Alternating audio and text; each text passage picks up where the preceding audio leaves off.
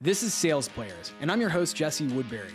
I've spent my career selling for early stage companies, and now I'm on a mission to help reps and operators find tips, strategies, and resources for generating more pipeline, closing more deals, and building wealth in tech sales. To learn more, visit salesplayers.co. All right. Hello, everyone. It's Jesse here, and I've got a pretty quick and straightforward episode lined up for you today, because it's really more of a shower thought than anything else, but it is something I wanted to get out there. So the topic for this episode is strengthening or improving your tech acumen as a tech seller. It's actually something of a lost art, I think. And the reason for that is I do think a lot of sales leadership teams over the last few years have wanted to help reps not focus on the technical aspects of the products they sell and focus more on the value and the business case and those sorts of things. And I think that's the right move overall. But I also believe that it's pretty important for someone in tech sales to understand what's underneath the hood of what they sell. And there's actually two reasons for that. One, if you want to sell to an enterprise company, at some point in your career, you're going to have to sell to a technical buyer persona. It's just the way it is. If you're selling a platform or a solution that's going to touch other technologies within a company, an IT buyer will typically have to get involved.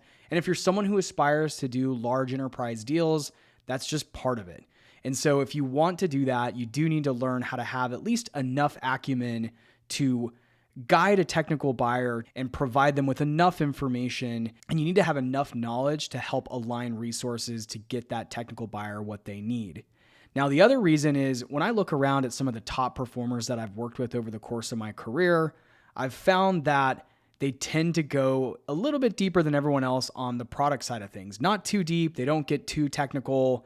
They don't try to overcomplicate things, but they are able to understand the value of their technology as well as enough about the features and functions that they can explain the why. Why should someone really care about a certain feature or function in a product, and how will that impact the business? And so those are the two reasons. One, you're always going to encounter IT buyers, especially if you get into larger deals. And two, top performers tend to be product experts in addition to understanding the value of their product and being able to map pain points back to features and functionalities and really step back and showcase the why behind everything. So I want to share tips that I've found to be very helpful over the years as I've strengthened my own tech acumen and been someone who manages deals that have technical buyer personas. So I'm going to share 7 tips to help you improve your tech acumen in the context of being a tech seller. Let's get into it. Number 1, this is a really good rule of thumb that I heard many years ago from a sales leader. He said, let tech answer tech. What does that mean? Well, if you work with a sales engineer or a solutions consultant, what that means is you as an account executive should not be trying to answer technical questions for technical buyers. Let tech answer tech. If you don't have a solutions consultant or a sales engineer, then you probably need to bring in someone from your product team, your implementation team, or if you're in a really early stage startup, sometimes that's the founder. The founder needs to actually come in and speak to the technology. So if you get a super technical question, rather than try to answer it, let your tech resource answer that question or help that technical buyer find out where they can find that answer if there's no other options. So let tech answer tech. That's rule number 1. Rule number 2, seek to understand the why. Why should your technical buyer care? Okay, cool. Your platform has some great feature or function. You've got all kinds of great marketing buzzwords around this. You have a whole page on your website dedicated to all the cool bells and whistles that your product has. Why should a technical buyer actually care about that? So the best thing you can do in this case is to go and try to really understand a few of your key features in your product and be able to tell stories around them. And again, you're not getting too deep into the technical weeds, but you are able to showcase how a certain feature or function will improve the general technology stack or improve workflows or productivity or whatever your value proposition is. But you want to make sure that you can showcase why the IT buyer should actually give a shit about it. Rule number 3, this is one that I'm always surprised that more people don't get into, but every great product has public-facing documentation somewhere on their website. Trust me on this. Go look at your favorite SaaS tools. And if you scroll down to the bottom of their webpage, typically you'll find docs and resources or a help center. And I'm always surprised that more reps don't take time to go and read through documentation. I get it. It's not super exciting stuff. It's pretty dry, but I do find it to be very valuable to understand a few things. One, how is your product implemented? Most documentation focuses on, all right, you just bought our software platform. Here's step one to get that installed, or here's step one to deploy, right? And so it's really important to go in and understand. A lot of companies have really good documentation with glossaries and terms and visual screenshots and even videos in most cases. So I always recommend reps spend some time on the docs page, the technical documentation page of your product. And again, I know it's really dry stuff. It's not a super exciting read, but it really is a great unlock for reps out there who want to get better at understanding their product so they can present the value back to a technical buyer. Number 4, I think it's a really good idea to understand, at least at a high level, APIs and integrations.